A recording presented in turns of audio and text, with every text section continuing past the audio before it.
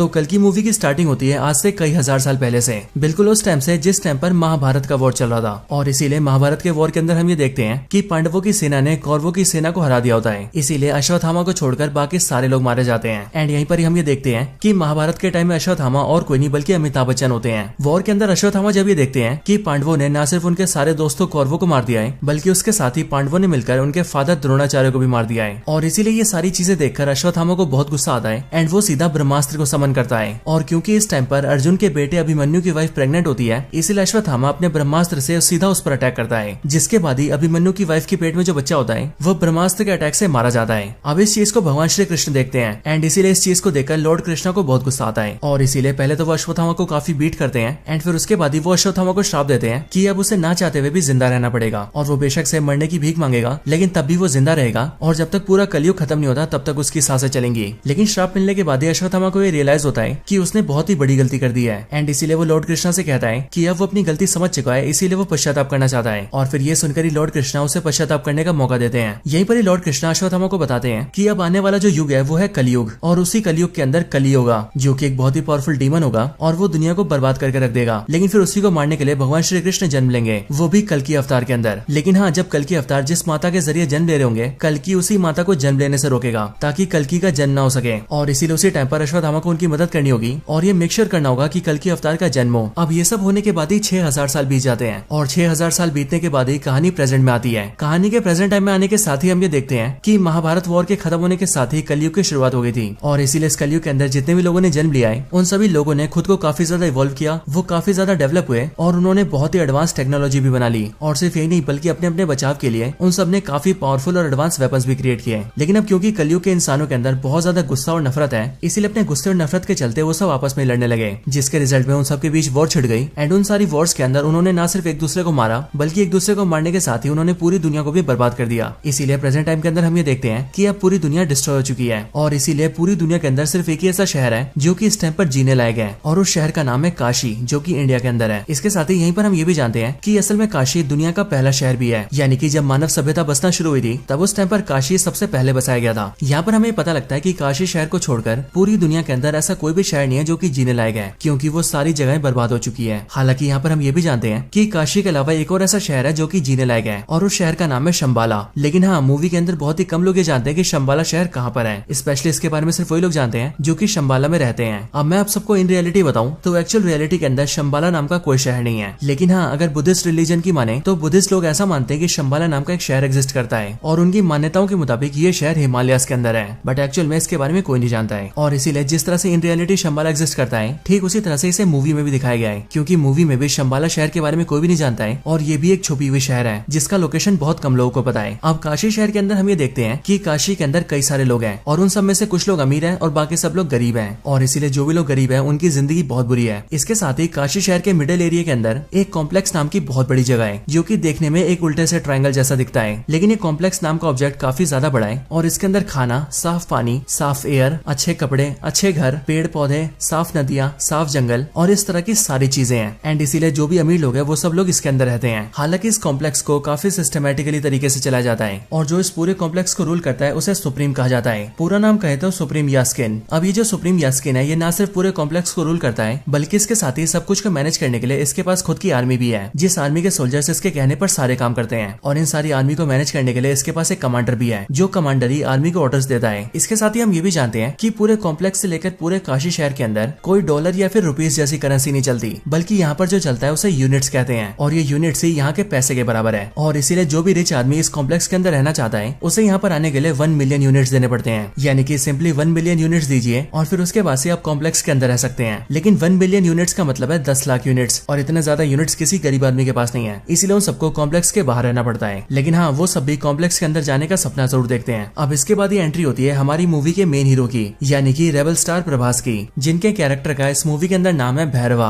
भैरवा की एंट्री होने के साथ ही हम ये जानते हैं कि भैरवा काशी शहर के अंदर ही रहता है। लेकिन हाँ, भैरवा की कोई फैमिली नहीं है, ना ही उसके मदर और फादर है और ना ही भाई बहन है, एंड इसीलिए भैरवा अकेला अपनी जिंदगी बिताता है। लेकिन इसके साथ ही हम ये भी जानते हैं कि भैरवा काफी अच्छा फाइटर है और वो लड़ने के बहुत सारे तरीके जानता है। अब वैसे देखा जाए तो साउथ इंडियन फिल्मों के जितने भी हीरो होते हैं वो सब लड़ने में तो वैसे एक्सपर्ट होते हैं, इसीलिए यहाँ पर भैरवा यानी कि प्रभास भी बाकियों से काफी पावरफुल है। हालांकि इसके साथ ही हम ये भी देखते हैं कि भैरवा एक काफी अच्छा इंसान है। लेकिन हाँ, भैरवा का भी ये सपना है है कि वो एक दिन कॉम्प्लेक्स के अंदर जाएं और वहां जाकर एक मजे की जिंदगी बिताएं। लेकिन हाँ, अब क्योंकि कॉम्प्लेक्स के अंदर जाने के लिए 1 मिलियन यूनिट्स देने पड़ते हैं, इसीलिए भैरवा अब तक कॉम्प्लेक्स के अंदर नहीं जा पाया है, क्योंकि उसके पास इतने यूनिट्स ही नहीं है। और इतने सारे यूनिट्स तो क्या, बल्कि उसके पास कुछ भी नहीं है। इसीलिए वो दूसरों से यूनिट्स मांग मांग के उधारी पे जीता है और टाइम से किसी का भी उधार नहीं चुकाता है। हालांकि एक दिन हम ये देखते हैं कि काशी के अंदर शंबाला का एक स्पाई घुस जाता है और इसीलिए उसे कई सारे गुंडे पकड़ रहे होते हैं, क्योंकि शंबाला से जो भी लोग आते हैं या फिर स्पाई आते हैं, उन सबको पकड़कर अगर कॉम्प्लेक्स को सौंपा जाए तो कॉम्प्लेक्स के सोल्जर्स का कमांडर उस आदमी को काफी बड़ी बाउंटी देता है, मतलब कि काफी बड़ा इनाम देता है। और इसीलिए यहाँ पर जैसी भैरवा उस स्पाई को देखता है, वैसे वो उन सारे गुंडों से फाइट करता है और उन सबको बीट करके शंबाला के स्पाई को पकड़ लेता है। हालांकि उससे पकड़ने के बाद ही भैरवा को पता लगता है कि असल में शंबाला का वो स्पाई एक आम आदमी है जो कि बस यहाँ पर कॉम्प्लेक्स की तहकीकात करने आया है। लेकिन अब क्योंकि उसे तो सिर्फ यूनिट चाहिए थे ताकि वो कॉम्प्लेक्स के अंदर जा सके, इसीलिए वो स्पाई की बात नहीं मानता है और उसे अपने घर में बंद कर देता है, ताकि कुछ टाइम बाद ही वो उसे कॉम्प्लेक्स को सौंप दे और कॉम्प्लेक्स से उसे 10,000 यूनिट्स मिले। और फिर इसी तरह से धीरे धीरे करके वो कई सारे यूनिट जोड़े और जब उसके पास 1 मिलियन यूनिट्स हो जाए तो वो कॉम्प्लेक्स के अंदर जाए। हालांकि इसके कुछ टाइम बाद ही हम दिशा पटानी को भी देखते हैं, जिसका इस मूवी के अंदर रॉक्सी नाम होता है और वो बेसिकली मूवी के अंदर भैरवा की गर्लफ्रेंड होती है। रॉक्सी जब भैरवा से मिलती है तब हमें पता लगता है कि भैरवा ने उधार लेने के मामले में रॉक्सी को भी नहीं छोड़ा है और उसने रॉक्सी से भी कई सारे यूनिट्स उधार ले रखे हैं। लेकिन इन सबसे हटकर रॉक्सी भैरवा को बताती है कि उसकी कॉम्प्लेक्स के अंदर जॉब लग गई है एंड उसे कल से कॉम्प्लेक्स के अंदर जाना है और वहां जाकर साफ सफाई करनी है। लेकिन जैसे भैरवा कॉम्प्लेक्स का नाम सुनता है, वैसे वो रॉक्सी से कहता है कि वो कल बस एक दिन के लिए उसे अपने साथ लेकर जाए, क्योंकि उसका भी ये सपना है कि वो कॉम्प्लेक्स को अंदर से देखे। अब इसके लिए रॉक्सी एग्री कर जाती है और वो भैरवा को अपने साथ कॉम्प्लेक्स के अंदर ले जाती है। अंदर आने के बाद ही भैरवा को बहुत खुशी होती है, क्योंकि वो देखता है कि कॉम्प्लेक्स अंदर से बहुत सुंदर है, वहाँ बहुत सारा साफ पानी है, खाने के लिए बहुत कुछ है, वहाँ नदियां हैं, जंगल है और इसी तरह की बहुत सारी सुंदर सुंदर चीजें हैं। एंड इसलिए ये सब देखकर भैरवा थोड़ा पागल हो जाता है और वो रॉक्सी के साथ मिलकर सब कुछ के मजे लेने लगता है। लेकिन हाँ, कुछ टाइम बाद ही वो सोल्जर्स के हाथों पकड़ा जाता है, जिस वजह से कॉम्प्लेक्स के सोल्जर्स भैरवा को बाहर निकाल देते हैं। लेकिन हाँ, जब भैरवा को कॉम्प्लेक्स से निकाल दिया जाता है तब उसका कॉम्प्लेक्स के अंदर जाने का और भी ज्यादा मन करने लगता है, क्योंकि उसने कॉम्प्लेक्स के अंदर का ट्रेलर जो देख लिया होता है। एंड इसीलिए भैरवा डिसाइड करता है कि वो जल्दी से जल्दी कॉम्प्लेक्स के अंदर जाकर ही रहेगा और कॉम्प्लेक्स के अंदर ही जिंदगी बिताएगा। अब इसके बाद ही सीन शिफ्ट होता है और हमें सीधा कॉम्प्लेक्स के अंदर का नजारा दिखता है। कॉम्प्लेक्स के अंदर हम एक बहुत बड़ी सी लैब को देखते हैं, जिस लैब के अंदर बहुत सारी लड़कियां होती हैं और कई सारे साइंटिस्ट होते हैं जो कि उन सब पर रिसर्च कर रहे होते हैं। लेकिन फिर इसके बाद ही हमें कॉम्प्लेक्स का सुप्रीम दिखता है, यानी कि सुप्रीम यास्किन। और फिर यहीं पर ही हमें पता लगता है कि सुप्रीम यास्किन ही एक्चुअल में कली है। बट यहाँ पर हम ये जानते हैं कि कली यानी कि सुप्रीम यास्किन बहुत ही बुरी हालत में होता है। उसकी बॉडी काफी दुबली पतली और कमजोर सी होती है एंड उसके अंदर पावर्स भी नहीं होती है। हालांकि यहीं पर मैं आप सबको बता दूं कि ये जो सुप्रीम यास्किन होता है यानी कि कली, ये एक्चुअल में एक्टर कमल हसन होते हैं, क्योंकि कमल हसन ने इस मूवी के अंदर सुप्रीम यास्किन की एक्टिंग की है। और वैसे यहाँ पर ज्यादा कंफ्यूजन ना हो उसके लिए हम कली को सुप्रीम यास्किन के नाम से नहीं बल्कि कली के नाम से बुलाएंगे। अब यहाँ पर हम ये देखते हैं कि कली बहुत बुरी हालत में होता है और इसीलिए उसे अपनी पावर्स वापस चाहिए होती है एंड वो खुद को फिर से ठीक करना चाहता है, या फिर यूं कहे वो खुद को पावरफुल करना चाहता है। इसके साथ ही हम ये भी जानते हैं कि कली एक्चुअल में ह्यूमंस से बहुत नफरत करता है, क्योंकि कली का ऐसा मानना है कि ह्यूमंस नेचर को डिस्ट्रॉय कर रहे हैं और इन 6000 सालों में जब से कलयुग चलता आ रहा है तब उन पूरे सालों के अंदर ह्यूमंस ने पूरी दुनिया को बर्बाद करके रख दिया है। इसीलिए ह्यूमन बींग्स को जीने का कोई अधिकार नहीं है एंड इसीलिए वो सारे के सारे ह्यूमंस को खत्म कर देना चाहता है। लेकिन उससे पहले वो खुद को पावरफुल करना चाहता है। लेकिन खुद को ठीक करने के लिए और बहुत ज्यादा पावरफुल बनने के लिए कली को एक सीरम की जरूरत है, जो सीरम एक प्रेग्नेंट वुमेन के पेट से निकल सकता है, यानी कि ऐसे वुमेन के पेट से जिसके पेट के अंदर चाइल्ड हो। और इसके लिए कली ने एक बहुत बड़ी लैब बना रखी है एंड उस लैब में काम करने के लिए उसके पास सारे टॉप साइंटिस्ट हैं और कली के पास जितने भी सोल्जर्स हैं वो उनकी मदद से बहुत सारी लड़कियों को पकड़ के लाता है और उन सबको अपनी लैब के अंदर कैद करके रखता है। और फिर उसके बाद ही कली उन सारी लड़कियों के अंदर सीडिंग करता है, जो कि बेसिकली एक साइंटिफिक एक्सपेरिमेंट है जिसके जरिए वो लड़कियों को प्रेग्नेंट करता है। लेकिन यहाँ पर वो नॉर्मली प्रेग्नेंट नहीं करता है, बल्कि वो सीडिंग करने के लिए किसी स्पेशल मेथड का यूज करता है और सीडिंग में कुछ स्पेशल मिलाता भी है, जिसके बाद लड़कियां प्रेग्नेंट होने लगती हैं। हालांकि यहाँ पर हम ये भी देखते हैं कि यहाँ पर जितनी भी लड़कियों के ऊपर सीडिंग की जाती है उनमें से सारी की सारी लड़कियां प्रेग्नेंट नहीं होती हैं। इसीलिए जो भी प्रेग्नेंट होती हैं उन सबको अलग जगह रखा जाता है एंड उन्हें रहने के लिए और खाने पीने के लिए सब कुछ बहुत ही बढ़िया दिया जाता है। लेकिन जो भी लड़कियां सीडिंग के बाद भी प्रेग्नेंट नहीं हो पाती उन सबको लैब के अंदर स्लेव बनाया जाता है, यानी कि गुलाम। और फिर वही सारी स्लेव लड़कियां सभी प्रेग्नेंट हुई लड़कियों की सेवा करती हैं और जो भी उन्हें हेल्प चाहिए होती है वो सारी हेल्प भी करती हैं। हालांकि यहीं पर हम ये भी जानते हैं कि कली को जिस सीरम की जरूरत है वो सीरम उसी प्रेग्नेंट लड़की के पेट से निकल सकता है जो कि 121 डेज से ज्यादा टाइम से प्रेग्नेंट हो, यानी कि वो कम से कम 4 महीने के प्रेग्नेंट हो। लेकिन यहाँ पर हम ये देखते हैं कि कली की सीडिंग की वजह से यहाँ लैब में जितनी भी लड़कियों को प्रेग्नेंट किया जाता है वो सभी लड़कियां 90 या फिर 91 डेज से ज्यादा जी नहीं पाती हैं, मतलब कि उन सब की 3 महीने में ही मौत होने लगती है। लेकिन तब भी कली लगातार लड़कियों के ऊपर सीडिंग करवाता रहता है ताकि एक न एक दिन उसे ऐसी लड़की मिले जो कि 121 डेज से ज्यादा टाइम तक प्रेग्नेंट हो, और जिस दिन ऐसा हुआ उस दिन उसे सीरम मिल जाएगा। अब इन सब के बाद यहीं पर ही हम दीपिका पादुकोण को देखते हैं, जो कि लैब के अंदर कैप्चर की हुई लड़कियों में से एक होती है। लेकिन हाँ, यहाँ पर हम ये देखते हैं कि दीपिका पादुकोण प्रेग्नेंट नहीं होती है, बल्कि वो उन लड़कियों में से एक होती है जो कि सीडिंग के बाद भी प्रेग्नेंट नहीं हो पाई थी एंड इसीलिए वो यहाँ पर एक स्लेव की तरह काम करती है और जो भी प्रेग्नेंट है उन सब की हेल्प करती है। इसके साथ ही हमें ये भी पता लगता है कि दीपिका पादुकोण जब बहुत छोटी थी तब उसी टाइम पर उसके पेरेंट्स ने उसे कॉम्प्लेक्स के अंदर भेज दिया था, इसीलिए वो बचपन से यहाँ पर है। इसके साथ ही उसका जो नाम है वो यहाँ पर सम 80 रखा गया है, यानी कि SUM सम और 80। हालांकि कुछ दिनों के बाद ही हम ये देखते हैं कि एक्चुअल में दीपिका पादुकोण यानी कि सम 80 प्रेग्नेंट है और उसे प्रेग्नेंट हुए टोटल 5 महीने हो चुके हैं, यानी कि 150 डेज से भी ज्यादा। और सच में ये बहुत ही बड़ी बात थी, लेकिन एक्चुअल में दीपिका ने इस बात को सबसे छुपा कर रखा था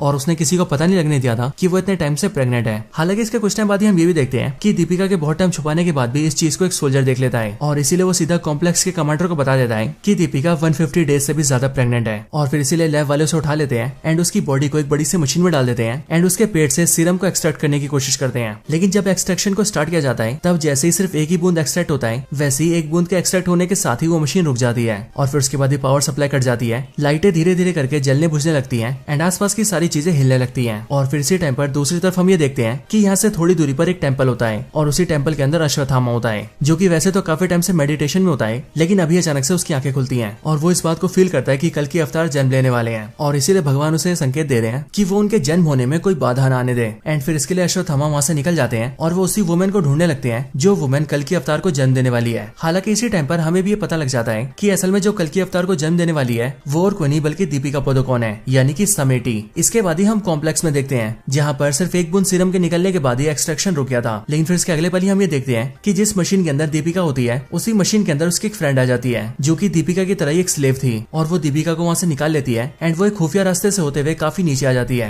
वहाँ पर आने के बाद ही वो दीपिका को बताती है कि वो असल में शंबाला की एक स्पाई है एंड वो पिछले 2 सालों से कॉम्प्लेक्स के अंदर है और यहाँ आकर वो सारी इन्फॉर्मेशन इकट्ठा कर रही है ताकि वो इन सब के बारे में शंबाला शहर के अंदर बता सके। नीचे लाने के बाद ही वो दीपिका को गेट के पास ले आती है और वो दीपिका को बताती है कि यहाँ पर एक खुफिया गेट है जहाँ से वो लोग कॉम्प्लेक्स से बाहर निकल सकते हैं। इसके साथ ही वो ये भी बताती है कि उसने अपने कुछ दोस्तों को सिग्नल देकर वहाँ पर बुला लिया है और इसलिए वो ये चाहती है कि दीपिका वहाँ से निकल जाए, जिसके बाद उसके दोस्त उसे सीधा शंबाला ले जाएंगे और वहाँ पर वो सुरक्षित रहेगी। हालांकि दीपिका उससे ये पूछती है कि वो आखिर ये सब क्यों कर रही है, जिस पर वो दीपिका को बताती है कि असल में शंबाला एक काफी पवित्र शहर है एंड वहाँ पर हम सबका ये मानना है कि एक औरत भगवान को जन्म देगी, यानी कि कल की अवतार को, जिसके बाद ही वो कल की अवतार सारे इंसानों का भला करेंगे। और इसी उम्मीद पर हमारा पूरा शंबाला शहर जी रहा है एंड मुझे ऐसा लगता है कि तुम ही वो औरत हो जो कि भगवान को जन्म देने वाली है, इसीलिए मेरा कर्तव्य है कि मैं तुम्हारी जान बचाऊं। इसके बाद वो दीपिका से कहती है कि वो यहाँ से बाहर निकल जाए और उसके पीछे सोल्जर्स न आए, इसीलिए उन्हें रोकने के लिए वो यहाँ पर रुकेगी। ये सुनकर दीपिका वहाँ से बाहर आ जाती है और बाहर आने के बाद ही वो देखती है कि उसके सामने शंबाला के 3 और एजेंट्स होते हैं जो कि दीपिका को ले जाने के लिए एक बड़ी सी गाड़ी लेकर आए होते हैं। वो तीनों जल्दी से दीपिका को बिठाते हैं और उसे लेकर वहाँ से निकल जाते हैं और जल्दी से जल्दी शंबाला पहुंचने की कोशिश करते हैं। हालांकि इसके बाद ही हम कॉम्प्लेक्स में ही देखते हैं कि कमांडर को पता लग जाता है कि सम 80 वहाँ से निकल चुकी है और इसीलिए वो अपने सारे सोल्जर्स को उसके पीछे लगाता है एंड सबसे कहता है कि वो उसे पकड़ कर लेकर आए। इसके साथ ही वो शहर के अंदर भी अनाउंस कर देता है कि जो भी सम 80 को पकड़ कर लाएगा उसे इनाम के तौर पर 5 मिलियन यूनिट्स मिलेंगे। एंड इसलिए यहाँ पर हम ये देखते हैं कि इस वाले ऑफर को भैरवा भी देखता है और इसीलिए वो सोचता है कि अगर उसने सम 80 को पकड़ लिया तो उसे 5 मिलियन यूनिट्स मिलेंगे एंड देन उसके बाद वो बड़े आराम से कॉम्प्लेक्स के अंदर जा पाएगा और इसलिए वो भी दीपिका की यानी कि सम 80 की तलाश में निकल जाता है। इधर जो 3 लोग दीपिका को शंबाला लेकर जा रहे थे हम उनके बारे में भी जानते हैं एंड यहाँ पर हमें पता लगता है कि इनके नाम वीरान और कायरा होते हैं एंड इन दोनों के साथ इनका एक और साथी होता है। और यहाँ पर हम ये भी देखते हैं कि यहाँ पर कायरा दीपिका से उसका नाम पूछती है, जिस पर वो उसे बताती है कि उसका नाम सम 80 है, पर फिर वो दीपिका से कहती है कि उसे उसका नाम सम 80 नहीं रखना चाहिए बल्कि इससे बढ़िया उसे उसका नाम सुमति रखना चाहिए। और फिर यहीं से हम ये देखते हैं कि दीपिका अपना नाम सम 80 नहीं बल्कि सुमति रख लेती है। हालांकि इसके कुछ टाइम बाद ही हम ये देखते हैं कि कॉम्प्लेक्स के सोल्जर इन्हें ढूंढ लेते हैं और इसीलिए वो लोग इन पर अटैक कर देते हैं और सुमति को वहाँ से ले जाने की कोशिश करते हैं। पर फिर उसी टाइम पर यहाँ पर एंट्री होती है अश्वत्थामा की, यानी कि अमिताभ बच्चन की, जो कि यहाँ पर जैसे आते हैं वैसे वो सारे सोल्जर्स को बीट कर देते हैं और इन सबको पेल पाल के वो सुमति को बचा लेते हैं। एंड वो सुमति से ये भी कहते हैं कि अब से वही उसकी हिफाजत करेंगे क्योंकि वो बहुत ही जल्दी भगवान को जन्म देने वाली है। हालांकि इसके कुछ टाइम बाद ही हम ये देखते हैं कि वहाँ पर भैरवा भी आ जाता है जिसने की सुमति को ढूंढ लिया होता है और इसीलिए यहाँ पर आने के बाद ही वो सुमति को ले जाने की कोशिश करता है, जिस वजह से भैरवा और अश्वत्थामा दोनों के बीच फाइट होती है। एंड इसी फाइट में अश्वत्थामा भैरवा को पटक देता है और उसे बुरी तरह से हरा देता है, जिसके बाद वो सब लोग सुमति को लेकर सीधा शंबाला निकल जाते हैं। इधर दूसरी साइड जैसी कमांडर को पता लगता है कि सोल्जर्स को सुमति मिली थी, वैसे वो अपने कई और सोल्जर्स के साथ मिलकर सीधा उसी जगह पर आ जाता है जहाँ पर भैरवा और अश्वत्थामा की फाइट हुई थी। लेकिन वहाँ पर आने के बाद ही वो देखता है कि वहाँ पर उसके सारे सोल्जर्स की लाशें पड़ी हैं। इसके साथ ही वहाँ पर भैरवा भी पड़ा हुआ है जो कि अश्वत्थामा से फाइट हार गया था। यहाँ पर कमांडर भैरवा को अरेस्ट करने का ऑर्डर्स देता है, इसीलिए सोल्जर्स भैरवा को अरेस्ट कर लेते हैं। लेकिन अरेस्ट होने के बाद ही भैरवा कमांडर से कहता है कि जब वो लोग सुमति को यहाँ से लेकर जा रहे थे तब उसने ये सुना था कि वो लोग शंबाला जा रहे हैं और कोई भी नहीं जानता कि शंबाला कहाँ पर है, लेकिन वो अकेला ऐसा इंसान है जो कि शंबाला जा सकता है। इसीलिए अगर कमांडर उसे सिर्फ एक मौका देंगे तो वो उनके लिए सुमति को ले आएगा। ये सुनकर कमांडर एग्री कर जाते हैं और वो भैरवा को एक मौका देते हैं और वो उससे कहते हैं कि अगर वो सुमति को शंबाला से लेकर आ गया तो फिर उसके बाद वो खुद ही उसे कॉम्प्लेक्स के अंदर एंट्री देंगे एंड फिर उसके बाद से वो कॉम्प्लेक्स के अंदर बड़े आराम से रह पाएगा। अब इसके बाद ही भैरवा सीधा अपने घर आता है और घर आकर शंबाला के उस स्पाई को आजाद कर देता है जिसे उसने आज से काफी टाइम पहले पकड़ा था।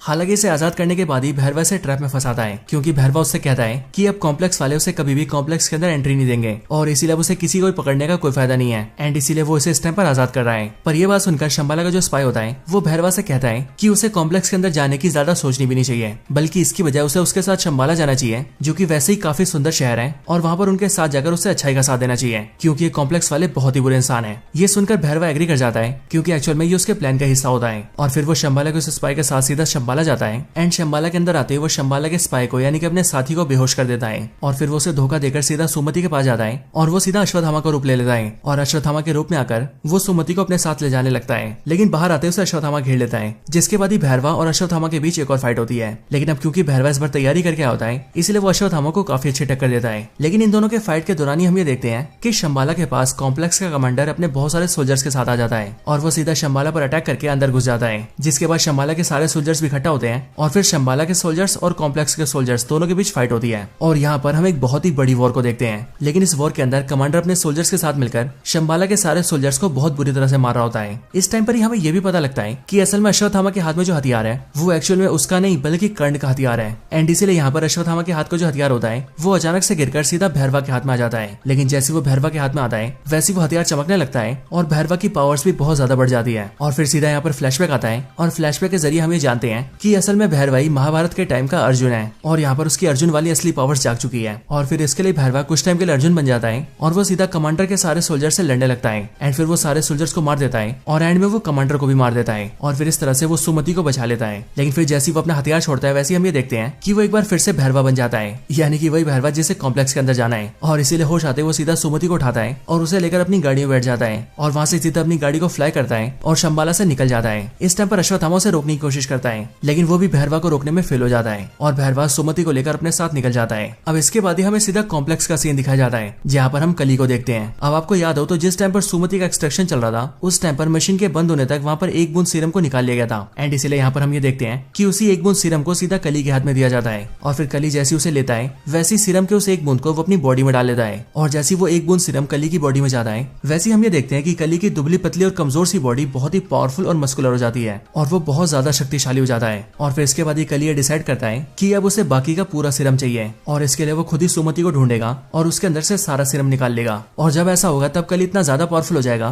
कि तब उसे रोकने वाला कोई भी नहीं होगा, यहाँ तक कि भगवान भी नहीं। हालांकि दोस्तों यहीं पर ये मूवी एंड हो जाती है और इसीलिए जब इस मूवी का नेक्स्ट पार्ट आएगा तभी हमें ये पता लगेगा कि इसकी आगे की स्टोरी में क्या होने वाला है। लेकिन हाँ दोस्तों तब तक के लिए इसकी स्टोरी यहीं पर एंड होती है।